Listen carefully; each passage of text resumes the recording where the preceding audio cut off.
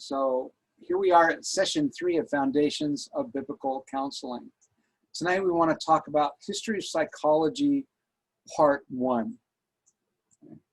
Now in the reading assignments so far, you probably noticed there's a large gulf between what is true and what is accepted in the realm of the mental health industry, especially in contrast to the biblical counseling paradigm. Now, our goal in this week's session is to examine and discuss these matters more specifically and systematically. So from your reading, you've seen what some of the major influences on and some of the major significant changes that have occurred in the mental health industry. We want to look at 6 main points on the spectrum of psychology. You've got structuralism on the far left, what we call scientistic, not scientific, but scientistic, all the way over to the far right, Gestalt, which is subjectivist. And this is on this continuum, you can see structuralism, functionalism, behaviorism, cognitive, psychoanalysis, humanistic, Gestalt. Now that's not the chronological order they came in, but this is how they lay down on the spectrum between the scientistic to the subjectivist, right? So we're going to look at these a little bit more. We're going to talk about structuralism and functionalism. We're going to talk about behaviorism. We're going to talk about cognitive. We're going to talk about psychoanalysis. And when you think of psychoanalysis, think of Pink Floyd, all right? And then we want to look at humanistic psychology. I created that little picture one time. And then Gestalt psychology, right? So let's kind of get into these a little bit. Now, the next slides are not in your material, but we're going to talk about them. So we want to take a look at the early roots of psychology, all right? This picture here, you've got Plato and Aristotle. Plato was about universals. He's pointing up. Aristotle was about the particulars. He's pointing down. And later on, you'll hear me talk about the Platonism that's woven through Augustinianism. So many of you have heard of Augustine or St. Augustine. He was a Platonist. And a lot of his theology is strongly Platonistic in its structure, but we'll talk about that again down the road. So from approximately 600 to 300 BCE, Greek philosophers such as Socrates, Plato, and Aristotle conjectured on topics such as pleasure, pain, knowledge, motivation, rationality, and mental illness, topics that are often discussed in psychology today. The 1600s, a French mathematician and philosopher, René Descartes, theorized that the body and mind are separate entities, and this concept came to be known as dualism. What's interesting about that is he theorized that in the realm of psychology, but Scripture has taught dualism from the very beginning, all the way back to Genesis chapter 2. That God formed Adam out of the dust of the earth, and then God breathed life into him and he became a living being. So that man being material and immaterial goes all the way back to Genesis 2, verse 7. But it wasn't until the 17th century that René Descartes theorized that the body and the mind were separate entities, and this idea of dualism really started to enter into that construct. We have Thomas Hobbes and John Locke, who were English philosophers from the 17th century, and they disagreed with this idea of dualism. They argued instead that sensations, images, thoughts, and feelings are physical processes that occur within the brain. So what they're saying is these things that we cannot study under a microscope still are the result of what's going on with the material being. You know, and one of the things that I challenge psychologists materialists on. So tell me how science studies curiosity. Show me how you examine creativity. Well, you can't, because they're immaterial things. And science, by definition, studies the processes, the material world. And it has to be reproducible, right? Psychology was largely considered a branch of philosophy until the mid-1800s. And it was in the mid-1800s, that we talked about before, that it developed as an independent scientific discipline in Germany and then later in the United States. We're going to talk about biological psychology next. Biological psychology is also known as biopsychology or psychobiology. Is the application of the principles of biology to the study of mental processes and behavior. This is what we were just talking about a little bit. So when you get into the fields of behavioral neuroscience, cognitive neuroscience, and neuropsychology, all of those are subfields of biological psychology. Matter of fact, one of the books that we use in our 10th module, Sexual Brokenness, it is a book written by a biological psychologist who happens to be a believer. You can hear the psychology in it, but some of his biology and how he ties it in and how God has created men in particular is really significant. So again, this is how we start. Okay, this is gold and silver, the Egyptians, but we're not building any cows.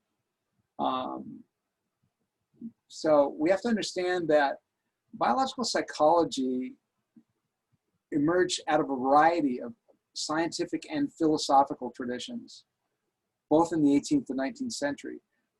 Again, you've got philosophers like Rene Descartes, who proposed models to explain animal and human behavior that were different, right? Like one of the things Descartes posited was that the pineal gland, which is a midline unpaired structure in the brain of many organisms, especially mammals, that was the point of contact between mind and body because it's not duplicated.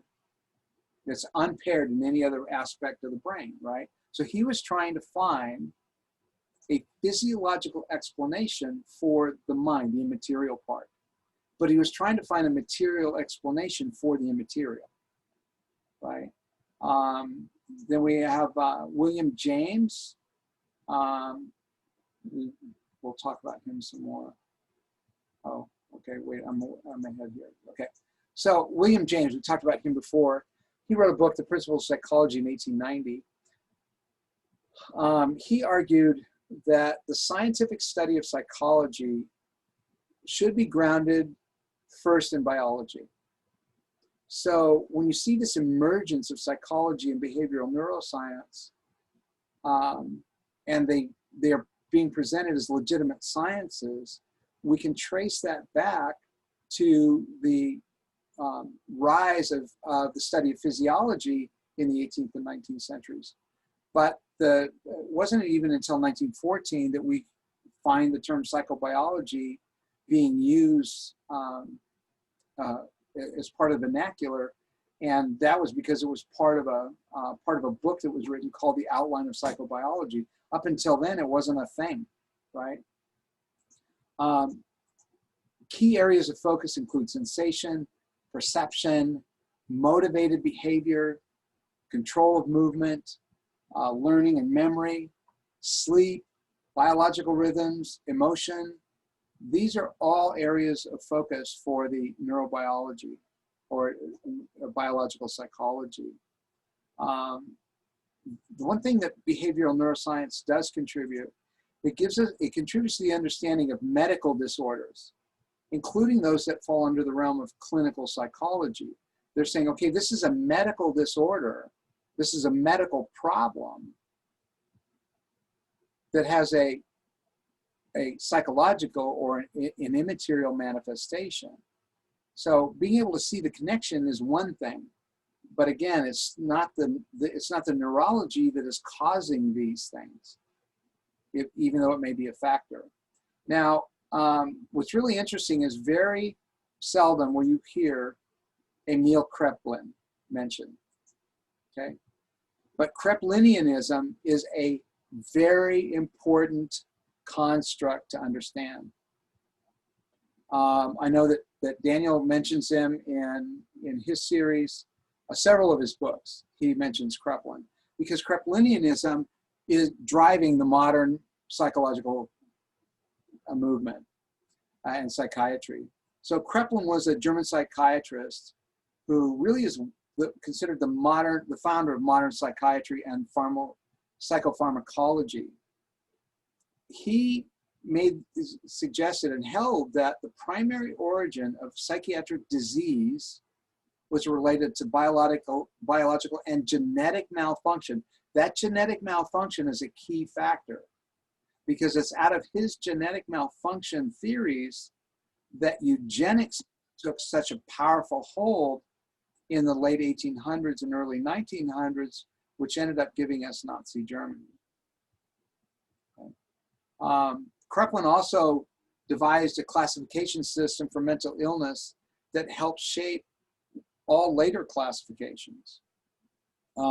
His fundamental concepts on the etiology of psychiatric disorders laid the groundwork for every major diagnostic system today, particularly the World Health Organization's International Classification of Diseases and the American Psychiatric Association's DSM-4 and DSM-5.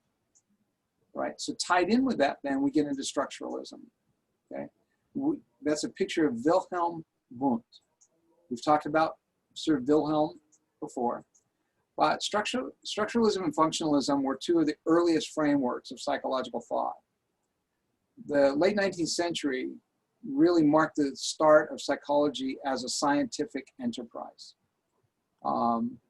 Psychology as a field of experimental study began in 1879 in Leipzig when German scientist Wilhelm Wundt founded the first laboratory dedicated exclusively to psychological research. Now, he was a neurologist, so he's coming at this from a neurological perspective, but he was also an atheist and a Darwinist, so there is no God and man is evolved.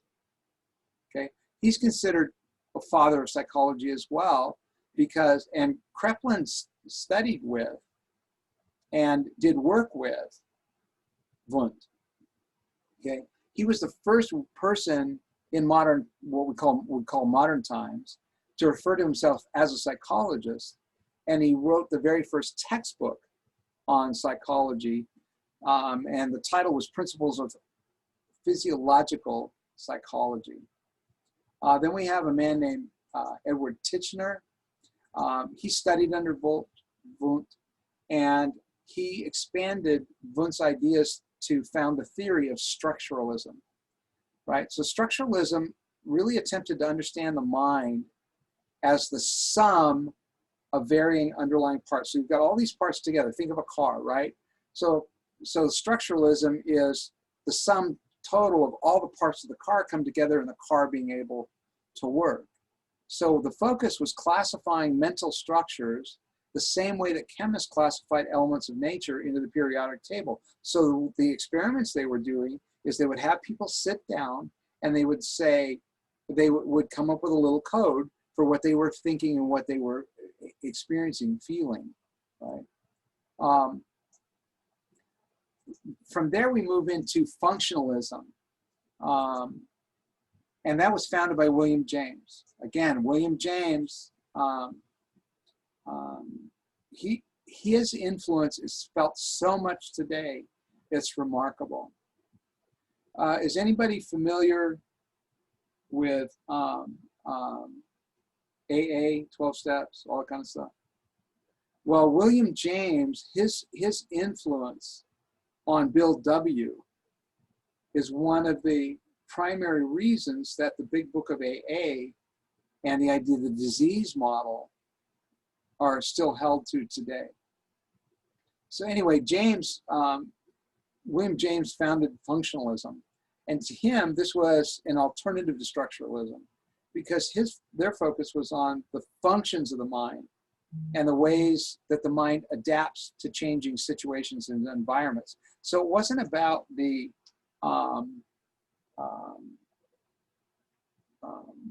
it wasn't about all the parts and how they work together. It was actually the processes themselves. So the difference between structuralism and functionalism, and you'll see those two ideas underlie a lot of what happens today in the psychological psychiatric diagnoses. When we talk about our good friend Sigmund Freud, okay, this is the psychodynamic perspective. And that focuses on the dynamic relations between conscious and unconscious mind. The rational, logical thinking, I'm in control of my own thoughts part of the mind, and the unconscious or subconscious, as he called it. It's the part that just seems to run on its own. In the Bible, it's called the heart, because it's not just the part of the brain that we're not directly controlling. It has to do with our motivations, our intent, those kinds of things. Anyway, the psychodynamic perspective explores how all these psychological forces might relate to early childhood experiences. Right? Now, yes, we know that early childhood experiences set the pace and the tone for a great deal of what happens later in life. We do agree with that. The thing is that they don't cause us to make sin choices in response to the sin choices that others have made, right?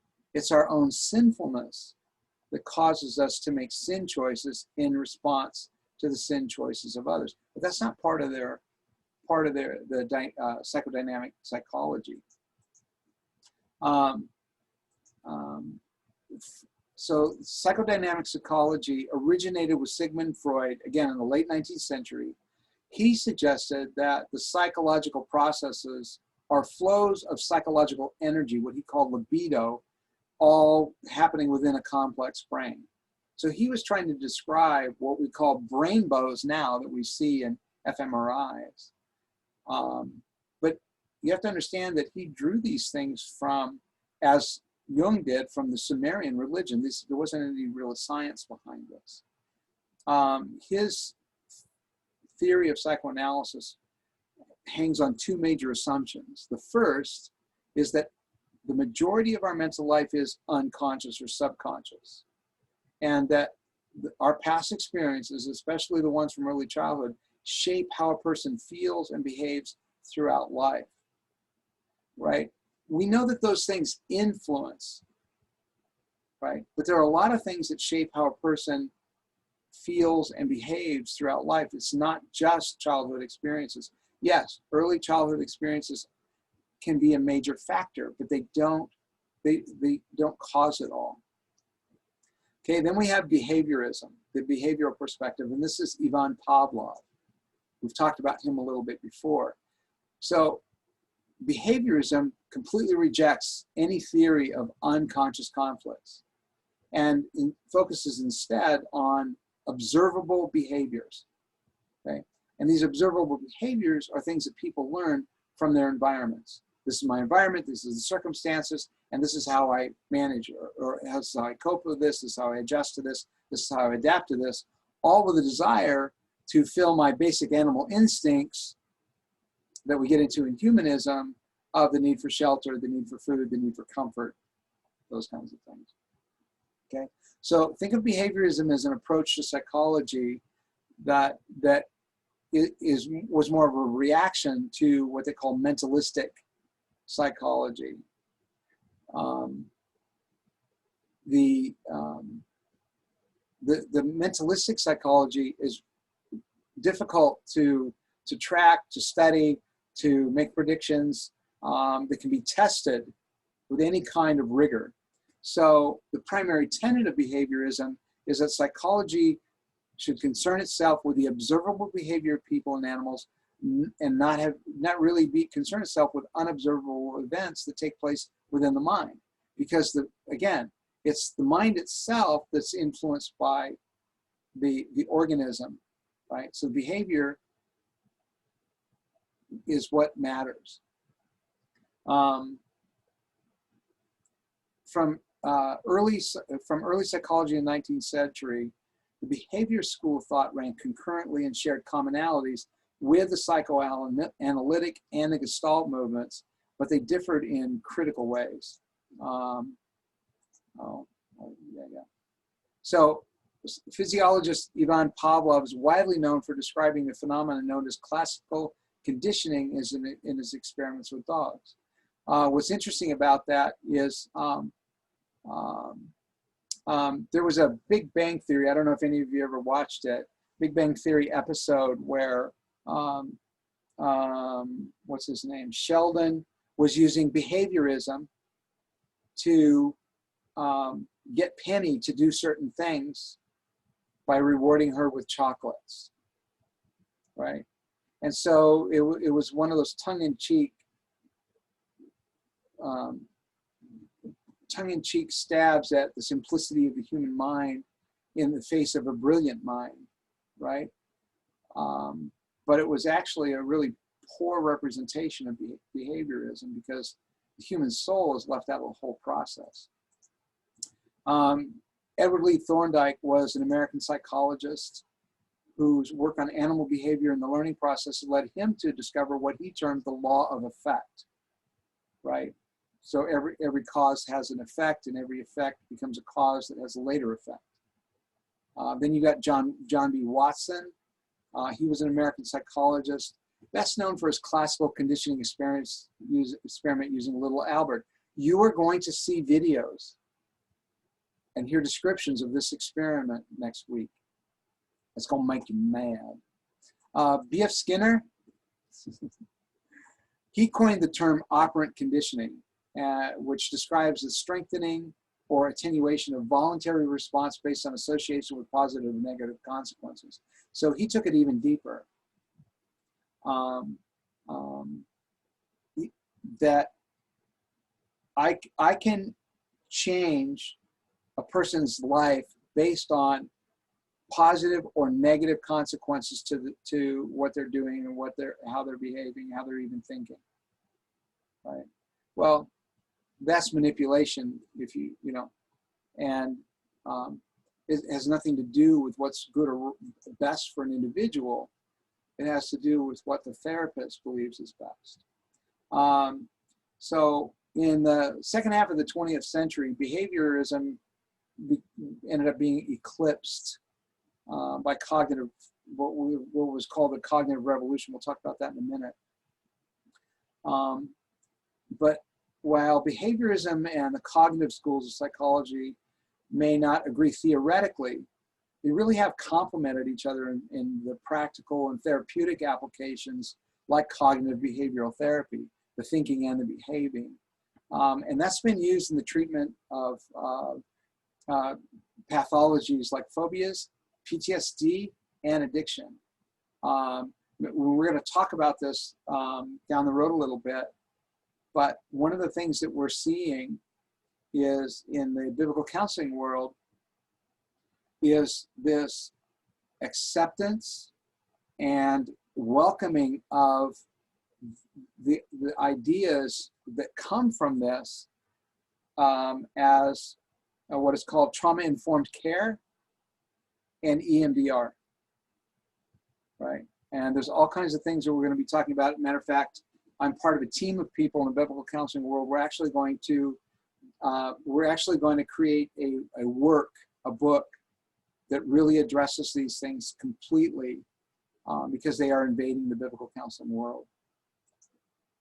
The humanistic perspective. That's a picture of Maslow's hierarchy of needs. We talked about this. We'll talk about it a little bit more. But humanistic psychology is a psychological perspective that rose to prominence in the mid-20th century. And it draws on the philosophies of existentialism, phenomenology, and Eastern mystic philosophies. So, like we talked about before, there's really no science for this. So what humanistic psychology does is it tries to adopt a holistic view of the human condition, and they explore meaning, human potential, and self-actualization. What is the meaning of life for you? What is your human potential? You have the in your humanity, you have the ability to rise to the fullest of your potential with the right help, with the right structures, right? And then, of course, self-actualization we talked about before. So what we have is in the late 50s, there was a group of psychologists that got together in Detroit, Michigan to discuss their interest in psychology. And it was a psychology that focused on uniquely human issues, like the self, self-actualization, health, hope, love, creativity, nature, being, becoming, individuality, and meaning, right? The meaning of life. These are all existential things. These are all immaterial things. These are all things that the material world doesn't even speak to.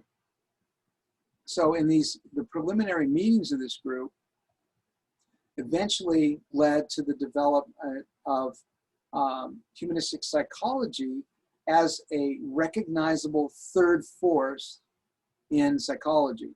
So you've got humanistic psychology, behaviorism, and psychoanalysis.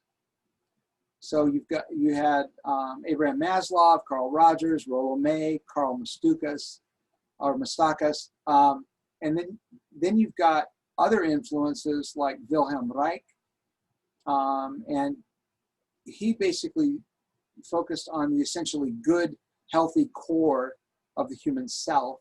And then, of course, you've got Carl Jung, who focused on what they call archetypes, which is how he developed his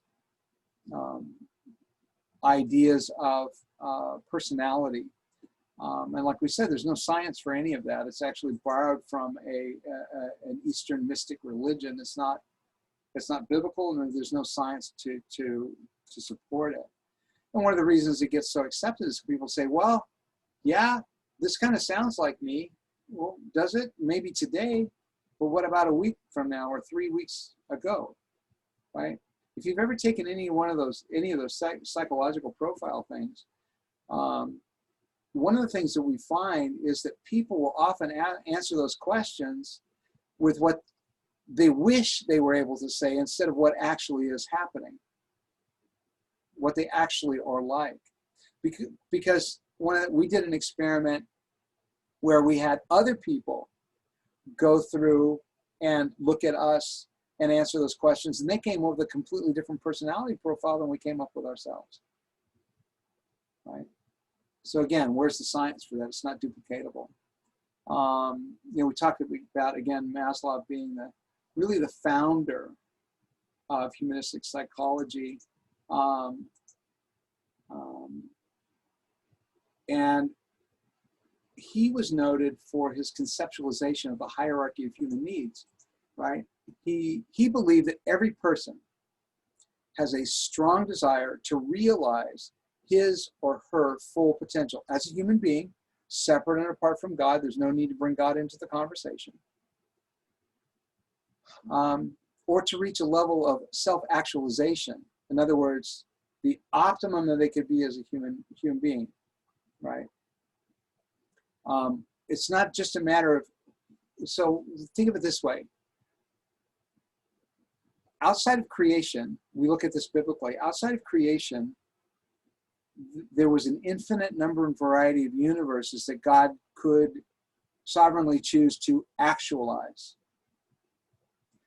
And the universe he sovereignly chose to actualize is the universe that we live in now, right? This is the universe that exists. Self-actualization has to, I basically am going to create my own destiny. I'm going to do this all myself. I'm going to actualize the world as I want it. Well, one of the things that's interesting is that along the way in this, we saw the rise of something called New Thought. Has anybody been exposed to a book called The Secret, or the movie that came out about it? Basically, where you create your own reality. We see that underlying the word faith movement, which is actually where they got it from. Well, this is all interwoven in this humanistic psychology. So we take a look at Maslow's research, and he coined the term peak experiences, and saying that these are high points where people feel at harmony with themselves and with their surroundings, right? Do you see the self-focus? Do you see the self-aggrandizing? Do you see the language that leads to self-esteem language, right? A lot of times you see, and you can tell an integrationist who's a Christian, but they talk about self-esteem, okay? Biblically, we are not supposed to esteem ourselves. Humble yourself under the mighty hand of God, and in the proper time, He will esteem you. He will lift you up, right? Put to death the old man. So this idea of esteeming yourself is not biblical. This idea of considering yourself as the most important person on the planet is contrary to Philippians 2, 3 through 11. Anyway, he believed that self-actualized people have more of these peak experiences throughout a given day, not just a lifetime, but throughout a given day. So he presents this pyramid, creates this picture to demonstrate this hierarchy of needs. At the bottom, you've probably all been exposed to this, are the basic needs of a human being, food and water. Well, organically, yes. But you know what every human being needs, absolutely needs more than food and water? They need God. But God's not part of the equation. He's not part of the conversation. So the next level is security and stability. And included in that are shelter and the things that help with physical survival. Okay. Even if God kills me, yet will I praise him. The words of Job. Right? You see how these ideas are diametrically opposed to each other? The third level, this is love and belonging. And this is a psychological need we have to share ourselves with someone else. That's self-focused. Don't look out for your own interests, but instead look out for the interests of others, even considering others as more important than yourself. Well, that doesn't fit in here. It's about me sharing myself with others, not me being available to others. Okay? And then you get to the fourth level, which is esteem, self-esteem, which is rooted in my sense of success, my status, and my accomplishments. Who does that sound like? Does that sound like Christ? No. It actually sounds like Lucifer. And then, of course, the top of the pyramid is the self-actualization. This is, he believed a person reached a state of harmony and understanding with life and circumstance, no matter what. So as individuals progress from the lower to the higher stages throughout their life, you can't reach a higher stage without first being completed in the lower. Well, the problem is that this is upside down. Our sense of self is supposed to be rooted in who God is and who God has defined us. And as far as our needs go, Scripture tells us God knows our needs and will supply our needs. We don't have to worry about them. Think about Jesus' teaching in Matthew chapter 6, 25 through 35. Don't worry about what you're going to eat or what you're going to wear. Don't you realize? Look at the birds. You can buy, 10 for a nickel. Your Heavenly Father feeds them absolutely every day. Don't you realize you're worth far more than these? God will supply your need. That's the point. So It's not up to us to supply for our needs. It's about us depending on God and supplying for our needs. So humanistic psychology is diametrically opposed to Christianity. Then we end up with folks like Carl Rogers. He's best known for his person-centered approach to therapy, as well as his emphasis on the idea of unconditional positive regard. You know what's interesting about that? That sounds kind of Christian, doesn't it? Unconditional positive regard, but it actually comes out of humanistic psychology. Yes, I am supposed to see every human being as bearing the image of God, as being an image bearer. But my highest regard has to be for God. My highest regard has to be for Christ. And what my life surrendered to him is supposed to look like. And out of that, I am able to see others as he sees them. But having that unconditional positive regard is the fruit. It's not the goal. That's not the starting place. Then we have Rollo May, and he focused on the existential ideas, the importance of human choice, and the real tragic dimensions of human existence. And remembering that the aim of humanistic therapy is to help the client approach a stronger and healthier sense of self. And that's known in the humanistic terms as a state of self-actualization, healthier sense of self. Instead of self-sacrifice, it's self-exaltation. But we know that Scripture actually prohibits that. We'll do one more and then we'll take a break. Okay. Then we get into cognitive perspective, Jean Piaget, right? Cognitive psychology is a school of psychology that examines the internal mental processes like problem solving, memory, language. Cognition refers to thinking and memory processes. And cognitive development refers to long-term changes in thinking and memory processes. So cognitive therapy seeks to understand this, affect this, so that long-term changes will end up being the result. So a lot of the work that's derived from cognitive psychology has been integrated into a plethora of other modern disciplines, including social psychology, personality psychology, abnormal psychology, developmental psychology, especially there, educational psychology even more, and then economics. Cognitive psychology is really one of the recent additions to psychological research. It's, you know, the 50s and 60s is when we see it rising up.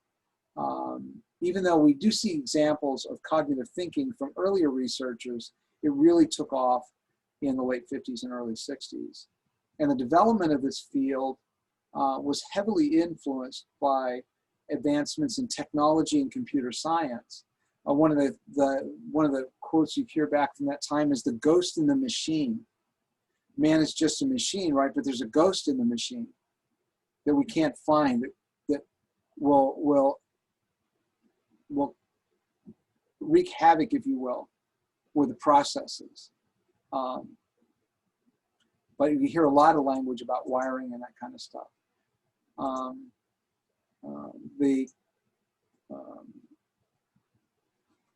Donald Broadbent integrated concepts from human performance research and recently developed information theory in his book Perception and Communication, and that paved the way for the information processing model of cognition.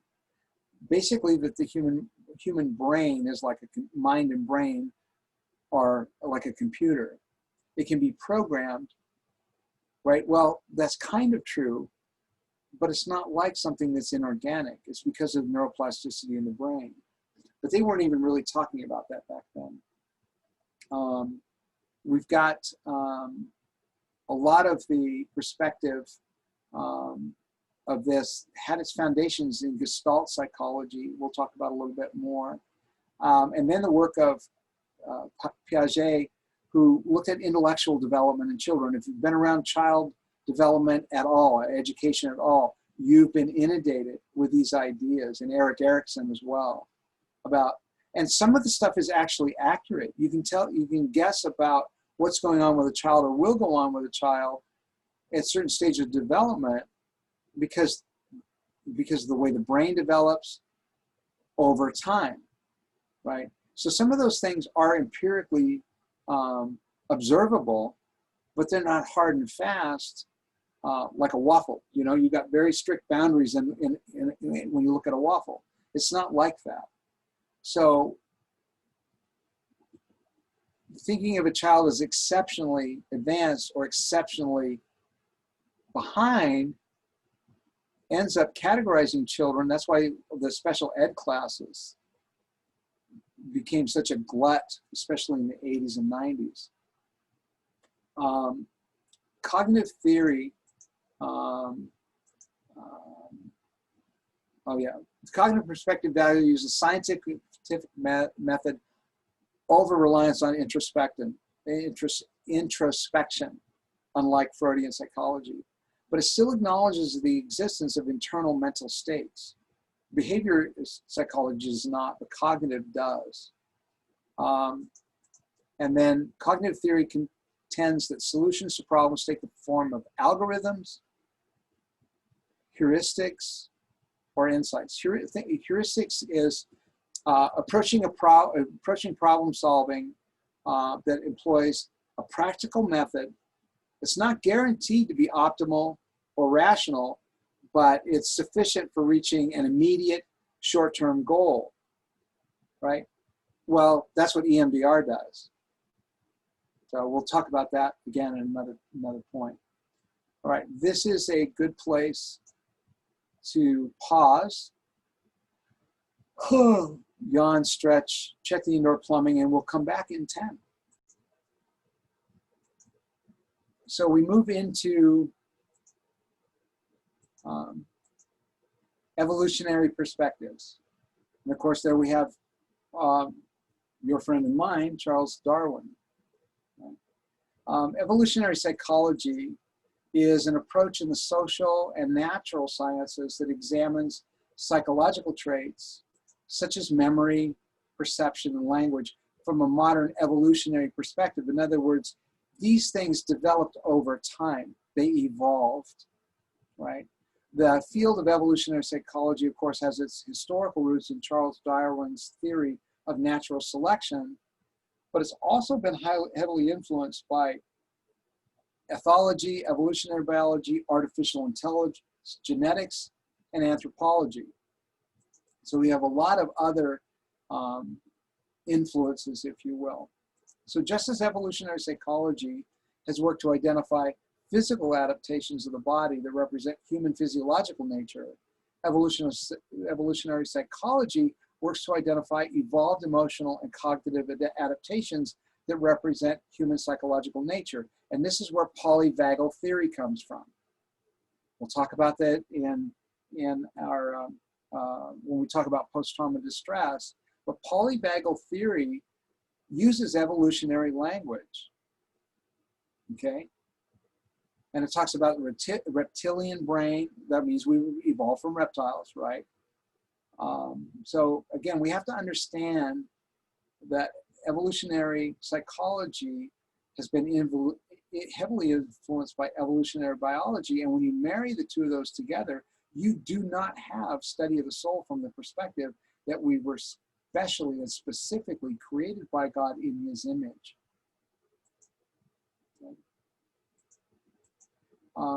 According to evolutionary psychology, the brain has evolved specialized neural mechanisms that were designed for solving problems that recurred over evolutionary time. Well, way back when we were cavemen, this happened. Or way back when we were reptiles, this was going on. So you hear that language, and what's sad is you hear people, you hear pastors, you hear Bible teachers, you hear seminary professors using that language. Evolutionary psychologists hypothesize There's no scientific demonstration of this, but they hypothesize, based on their evolutionary ideas, that humans have inherited special mental capacities for adaptations such as acquiring language, inferring others' emotions, being able to discern what's going on with somebody else's emotion, discerning kin from non-kin, you know, this is part of my tribe, this is not, identifying healthier mates, and cooperating with others. This is all as a result of evolution. That's their hypothesis, right? So we have to decide what we're going to do with that. Now, when you look at the study guide, you'll see a very long timeline, right? So we're not going to cover it in detail, but I do want to talk about a couple of things, key things in the timeline. So in 1878, we have the first American to earn a doctorate in psychology, and that was G. Stanley Hall. And he eventually founded the APA. Now, the next year is when we have the first psychology laboratory, like we talked about, Wilhelm Wundt in Leipzig, Germany. Remember, he had his some of his key students were Kreplin, Cattell, and G. Stanley Hall. The first American psychology laboratory was created by G. Stanley Hall. Okay, a few years later, you've got Sigmund Freud. He starts providing therapy to patients in Vienna, Austria. And then in that same year, we have the first doctorate in psychology being earned in America. So you have Jastrow, who was a student of G. Stanley Hall at Johns Hopkins University. He later became a professor of psychology at the University of Wisconsin, and served as a president of the APA all the way back in 1900. We have mental tests and measurements being developed in 1890.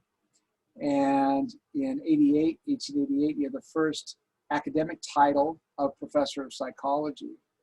The APA was officially founded in 1892, right? So it's almost 130 years old, right?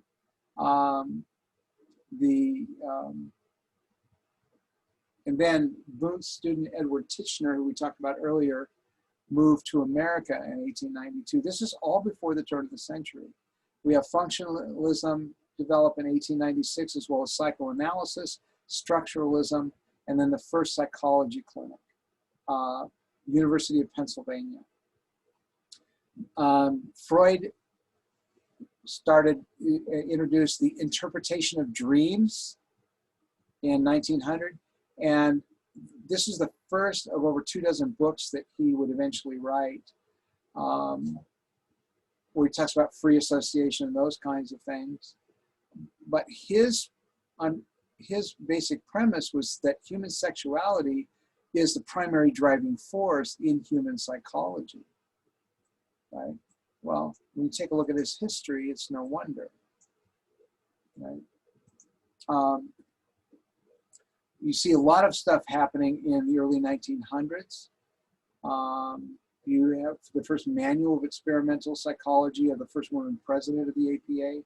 And in 1905, you have IQ tests being developed. Now, these standardized tests were used to develop a scale of general intelligence on the basis of mental age. And these were developed in France, basically for figuring out where a person belonged in education, right? That's what they were developed for. What's their mental and intellectual age in contrast to, so their chronological age isn't what matters, is what's their intellectual age. And this is how we figure out where they belong in the education system. That's why that was developed in France. And from the very beginning, the accuracy and fairness of these tests has been challenged. Um, Again, you see several things happen. Behaviorism officially kind of established in 1913 by John B. Watson. 1917, standardized intelligence and aptitude tests were administered to 2 million US soldiers during World War I. Very soon after that, those tests are used in all US Armed Forces branches and in many areas of civilian life, including academic and work settings. We have to understand that part of the reason that developed, and it's not in here, some of you know the names John Dewey and Andrew Carnegie, right? Andrew Carnegie was the first billionaire. He was what they called, you know, in the late 19th century, what they called the age of the moguls. You had steel, which was Carnegie, and you had railroads, and you had, you know, these major industries, coal. And Carnegie wanted to ensure that there would be a workforce ongoing.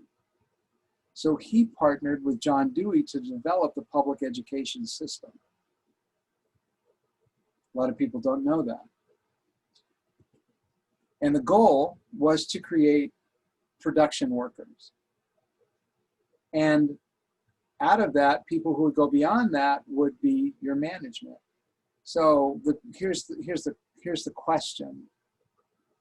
Help me see the difference between the third grader who takes his little lunchbox, goes out and waits for public transportation, gets on that, goes to the glass and brick building, goes in, takes his coat off, hangs it up, sets his little lunchbox off to the side, goes to his little desk, takes out the things he's going to use for the day, and he follows instructions until it's time for recess. He comes back from recess, does some more of that, then he goes to lunch and has more recess. He comes back, does more of that, goes to recess again, comes back, does more of that, then he takes his little lunchbox, puts on his coat, goes out, gets the public transportation, and goes home. What's the difference between that and a 30-year-old that takes his briefcase out to the public transportation, goes to the glass and brick building, goes in, gets himself set up at his little cubby, follows through, has his morning break, comes back, follows the instructions? Does this all sound familiar? And people don't understand that it was the unholy alliance between John Dewey, Andrew Carnegie, and bringing in evolutionary psychology that created the public education system that we are still in bondage to. It wasn't about developing individuals to the fullest of their potential, not individually. It was about what they could contribute to the collective. Right? So when you take a look at the history of public education, you see how this was all woven together. Is that news to anybody, or right? Anybody not heard that before? Yeah. Okay. So you can research it, and I'm not making it up. Okay, then in 1920, you have the first African-American doctorate in psychology. Okay, that was Francis Sumner. He later served as the chair of the Howard University Psychology Department.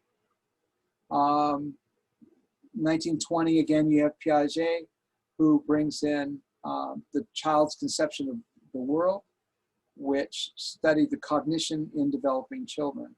The Rorschach test was created in 1921. Anybody ever taken that, the ink blot test? Right? It's absolutely subjective, right? And it's the tester who determines whether your perception of that, right? So, I mean, there's nothing empirical about any of it. In 1927, the first Nobel Prize for psychological research was awarded. Then in 1929, the electroencephalogram was invented. And psychiatrist Hans Berger invented this, and he tested it on his son. So what this does is it graphs the electrical activity of the brain by means of electrodes attached to the head. Well, what's interesting about this is that just because they're able to graph the electrical activity within the brain, it doesn't mean anything. There's no way to correlate that to what's causing this activity. Then in 1933, the Nazis began persecuting psychologists. So what they did was only particular ones, though, right? But they started burning books, banning books, and so a lot of those people, Freud included, moved to Great Britain and the United States. 35, we have Alcoholics Anonymous founded. And we're going to talk later about the difference between Dr. Bob's version of AA in Akron, Ohio, and Bill W.'s version of AA in New York. Remarkably different. And what we have today is the atheistic version of Bill W. and not the Christian version that was Dr. Bob's in Akron, Ohio. So the numbers of what was happening and success and all that, remarkably different. Anyway, then we have Gestalt psychology. Some people say, well, what is that? Gestalt psychology is like, okay, so how do you feel about that? Well, is that what you want to do? Why do you think that is? I see. So what I'm hearing you say is, so a lot of times you'll hear this in reflective listening. Anybody ever heard that? Right? This actually comes from Gestalt therapy. What I heard you say was this. Okay. Well, it's promoted as being, I get nothing but irritated when somebody says, well, what I heard you say was, I don't need you to tell me what you heard me say. Okay? I really don't need you to tell me what you heard me say. What I want to know is your response to what I said, and I can figure out what you think you heard me say. Right? But it's actually based in Gestalt therapy. It's not based in anything, any biblical construct that we see. And we have had some people in previous cohorts that would just drive me nuts with that stuff. And finally I said, look, if any more of this, I'm dropping you from the program, okay? It's just that simple. This is Gestalt therapy, no more, okay? But it was something that they found effective in certain constructs, but the problem is when you apply it in a broad base on every construct, it can't work because it's not rooted in what Scripture teaches us. I can understand the heart behind it. Okay, 1936. You're going to learn about lobotomies tomorrow, and it's just going to upset you. But 1936, Walter Freeman performed the first frontal lobotomy at George Washington University. And by 1951, more than 18,000 of the, so 15 years later, more than 18,000 frontal lobotomies have been performed. And the procedure, which was supposed to relieve severe and debilitating psychosis, was not only controversial, it actually ended up being banned. Until they found a way to do it through chemicals instead of taking an ice pick and jabbing it through the eye socket and scrambling the brain. That's what a frontal lobotomy is. Yes, literally, that's what a frontal lobotomy is. Right? But you'll see how it developed and why it developed next week. Yeah, so let's see. Oh yeah, ECT was begun in 1938. Electroconvulsive therapy. You'll see video of this next week, right? And so it was used to treat human patients by causing electric shock, using electric shock treatments to the cranium, right? It was intended to alleviate schizophrenia and psychosis. And so it's been proven effective in some cases and is still in use. And it says 2001, but it's actually in 2020. It is still in use. Matter of fact, I've counseled people who whose brains have been fried by ECT, and it literally does fry the brain. Is that? I'm sorry, what? Sorry to interrupt you. Is that the method that they put the sticky pads on their head and they watch their own brain waves? No, that's the electroencephalogram. This is where they actually run electric current into the cranium. Wow. You'll see that on the video next week as well. In 46, we have Anna Freud, Sigmund Freud's daughter, get into the psychoanalytical treatment of children. The National Mental Health Act was passed in 1946. This is where psychiatry and psychology hit mainstream and began taking over every institution in America. In 51, we have the first drug for treating depression, tofranil, or no, it was, that was the second drug, imprimamine. 8 years later, they came up with tofranil. Thorazine was tested the following year. It was tested on a patient in the Paris military hospital and for use as an antipsychotic. Originally, it was developed to kill parasites intestinal parasites in pigs. Somebody had the brilliant idea that because it also had an anesthetic effect, they tried it on a human being during surgery, and it actually helped prolong the anesthesia, the effect of the anesthesia. And then some genius said, hey, I wonder what this would do to somebody who's struggling with psychosis. Who knows why they came up with that? You're going to find out about this. Anyway, again, we see in the 50s, we see the APA's ethical standards and code of conduct be established. 54, epilepsy and functional anatomy starts being studied. And the same year, you have The Nature of Prejudice, social psychologist Gordon Allport.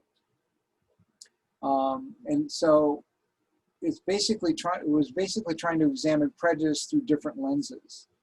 And then biopsychology really gets launched as a result of studies in epilepsy. You have these, in the 50s, you really have the advancement of psychopharmacology. Remember, this is right after the National Mental Health Act is signed by Harry Truman, right? So all of a sudden you have psychoactive drugs hit mainstream and being approved for treatment of mental illnesses by the FDA. You have the rise of humanistic psychology, cognitive psychology, and then in 1960, the FDA approved Librium, and it was for treatment of non-psychotic anxiety. Then diazepam, Valium, was approved 3 years later. These are highly aggressive neurotoxins. And we have to understand that so the purpose of a neurotoxin is to attack the human brain and tell it to stop functioning, stop doing this. The purpose of those psychotropics, of those neurotoxins, is not to solve the underlying problem, but is to impact the organism and tell it to not do this. Okay? A vast majority of those are not intended to be prescribed beyond 30 days. Yet I'm sure you know people that have been on some of them for years.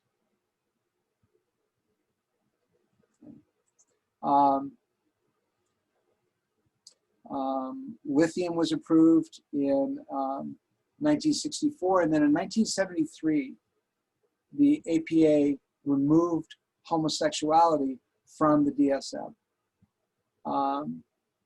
They said it's no longer a disorder.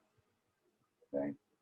And so they revised the reference in the DSM to state that sexual orientation does not necessarily constitute a psychiatric disorder. And as you will read in Destructive Trends, you'll read about why that was.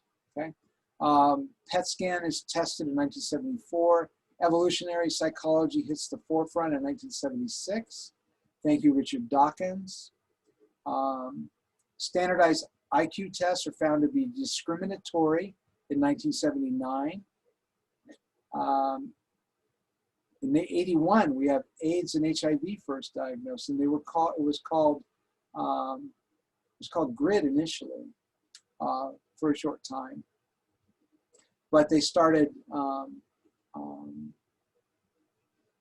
They found that HIV presented some real challenges to mental health professionals because of the anxiety and depression that their AIDS sufferers were experiencing, including AIDS-related dementia, right? 84, you have the Insanity Defense Reform Act. 87, Prozac, Paxil, and Zoloft made available. What an unholy trio that is. Then in 2000, we have the sequencing of the human genome. And this is where Kraepelinianism really was able to get grounded and take off. In 2012, transgenderism was officially recognized as a gender, was no longer GID, gender identity disorder. The only reason it could be a problem was what they called a dysphoria. If you're bothered by the fact that you believe you're a different gender, then that's a dysphoria, but there's no real mental health problem. If you believe you're another gender, the way we're going to help you is to support you transitioning to the other sex. The problem is, while you can butcher the human body, you cannot genetically change from male to female or female to male. And then the updated DSM, the DSM-5 was published in 2013. We went from 130 pages in the DSM in 1952 to almost 1,000 pages in the DSM-5. And we have to remember, Diagnostics and Statistics Manual. Do you know there's never been any statistics in the DSM ever? It's just a nice title for it to have. There's never been a single statistic in the Diagnostic and Statistics Manual. Not a one. Okay. And the understanding also that these things are all decided by committee, not by the results of empirical research and scientific study. All right, so now that we've got your appetites completely whetted, let's take the last 10 minutes to talk about what we've discussed over the last few weeks.